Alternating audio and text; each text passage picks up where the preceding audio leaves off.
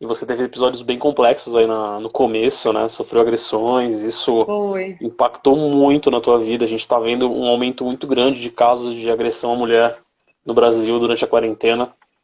Vale lembrar o Porra. quanto isso é terrível e horrível. Então, até para você dividir um pouco da tua experiência e como o jiu-jitsu te ajudou a superar muitas barreiras aí que a agressão impõe no ser humano, né?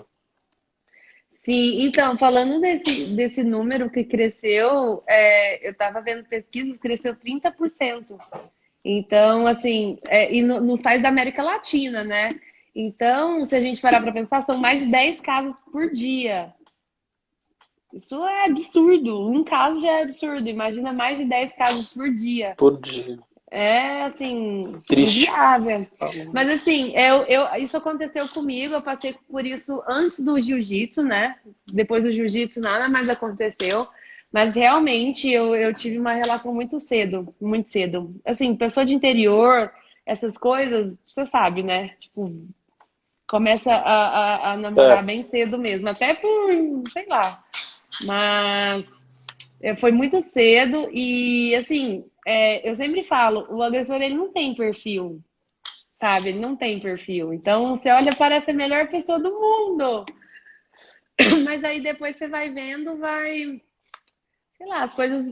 Ninguém consegue ser uma pessoa que não é de verdade, né? Por muito tempo. a máscara Então, cai. exato, isso foi acontecendo. Então, eu tive uma relação que até durou muito tempo. Durou acho que uns 6 anos. E foi em torno de 4, 5 anos eu sofri essas agressões do meu primeiro namorado. Nossa. Aham. Aí eu consegui e tal, me livrei, tudo foi se encaixando. Aí conheci uma pessoa que foi esse segundo. E, e aí foi quando parecia tudo melhor, sabe? Tudo melhorou, mas aí foi quando eu tive a má influência. Eu passei a ser uma pessoa agressiva. Mas não agressiva assim com as pessoas, mas eu passava a bater nas pessoas, sabe? Que é pior. Pior. Sim, E eu sei que isso é feio, eu sei dos meus erros lá atrás, tudo mais. Mas assim, meu, por pura influência, eu de verdade nunca fui essa pessoa. Mas no fim dessa relação, ele tentou me matar, mesmo com, caramba. com carro, assim, enfiar no caminhão. E eu fiquei muito traumatizada, muito, muito, muito, muito. E assim, eu vivia sendo perseguida, ele vivia na porta da minha casa, assim, dormia dentro do Meu carro. Deus. É. E eu não tinha aquela coisa assim, nunca fui, como é que eu falo assim, eu nunca fui muito família, não eu com ele, sabe? Nunca teve muito esse vínculo na minha família. Eu sempre fui mais apegada aos meus avós. E como que eu Uhum. falo isso pros meus avós? Tá doido. O Vitor Delicado, né? sofreu um infarto, tá? Não, nossa, eu nem Sim, pensava sim. nisso. Então eu era bem largada, sabe? Os meus pais viviam na roça todo final de semana, então eu ficava muito sozinha. E aí, a única pessoa que eu ficava assim era ele e tal, e aí acabou acontecendo isso. Mas assim, eram fatos que eu nunca tinha nem contado pra minha mãe. Eu lembro, o ano passado, eu fui no chá chá de bebê. Não, chá de bebê não, chá de. Ai, De descobri o fralda. sexo. Chá de revelação do meu Essa é a irmão. revelação. E foi lá que eu contei pra minha mãe. E minha prima, eu tenho uma prima, ela sabe de tudo, tudo, tudo, tudo. Sentou eu e ela, foi contando pra minha mãe. Minha mãe ficava assim, ó, tipo, por mais que a gente não tinha esse laço, era o meu dever falar pra ela, mas Sim, eu não tinha lado, eu não tinha como chegar, sabe? Eu não tinha. Então, do meu primeiro, eu lembro, eu parecia assim, com o olho muito roxo, coisa quebrada. E aí eu sempre falava que era do Muay Thai. Eu lembro disso. Eu falava, não, porque eu tava lutando, não sei o quê. Meu, mas ficava um roxo, assim, ó, no meu olho, um meu rombo Deus. Renan. maxilar. Você não tá entendendo. E aí eu sempre falava assim, mas eu lembro, aí o ano passado que eu fui mesmo abrir assim com a minha mãe, que a gente tá tendo uma relação mesmo melhor. E mas depois de tudo isso, assim, foi por isso que eu procurei o jiu-jitsu. Mas assim, a princípio não foi nem assim, defesa pessoal. Não, o negócio era. Era Eu extravasar a precisava do energia mesmo. esporte, eu precisava sair. Eu tava tipo, imagina essa quarentena. Eu tava lá, eu tava assim, não podia sair, não podia fazer nada, não tinha vontade de fazer nada, chorava, depressão, tava muito mal. E então eu precisava fazer alguma coisa. O que tinha próximo da minha casa era a academia, que era ali no centro. Então era onde eu poderia ir com certa segurança, mesmo assim, não estando segura, depois, porque já tinha passado um tempo.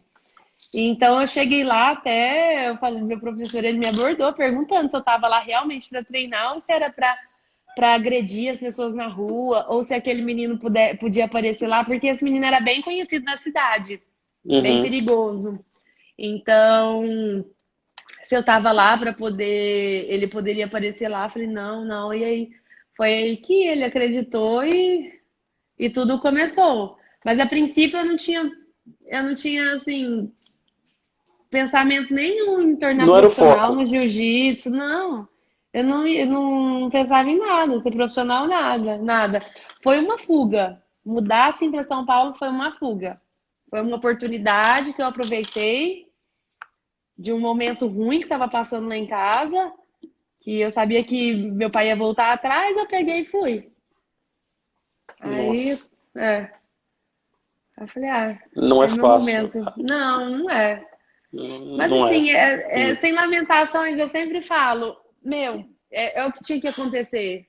Talvez se acontece com outra pessoa, a pessoa não tem tanta força dentro dela para suportar e superar isso, sabe?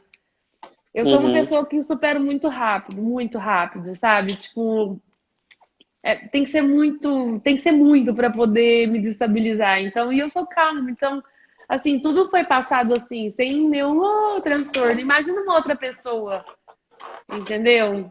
Se é uma outra pessoa, talvez, sei lá, tivesse tirado a vida. Porque nesses momentos que a gente Sim, quer é fugir disso. É fugir sim, disso. E, sim. sim, e eu ouvia sempre que eu era culpada, sabe? Até do meu pai. Até do meu pai, ele, Nossa. ele falava que eu era. Aham.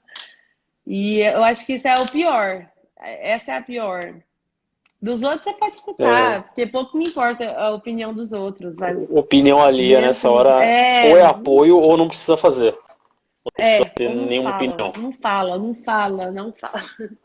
Exatamente isso.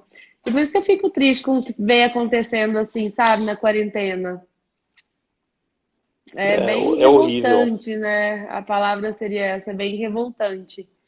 E é o É, que, assim, de verdade a gente não pode fazer nada. A gente pode assim, divulgar, sensibilizar com a denunciar, situação, tá? dar apoio. Mas assim, só a Só pessoa, quem vive. só a vítima consegue fazer alguma coisa. Só. E só ela É, sabe infelizmente, o que a o mantém esporte ali. já é meio machista, né? A gente já vive num mundo que ele é muito focado. A gente tem sorte que o jiu-jitsu tem grandes expoentes femininos. O MMA tá melhorando muito isso. A gente sabe que o esporte está tentando mudar essa cara que tinha no início. O jiu-jitsu acho que foi o Sim. precursor disso. A gente tem mulheres incríveis cada vez mais despontando. Mackenzie, Kira. Se a gente for puxar anos atrás, a gente vai encontrar mais gente que despontou e fez uma carreira absurda. Você é um expoente da nova geração que está fazendo bonito, que está crescendo também. A gente torce para que mais meninas apareçam e cresçam no esporte. Eu acho que isso fortalece ainda mais. E você tem um trabalho até com crianças, que eu acho muito legal. Dar aula para criança deve ser mega difícil, ainda mais uma pessoa que tem a história de vida que você tem. Você está pegando uma geração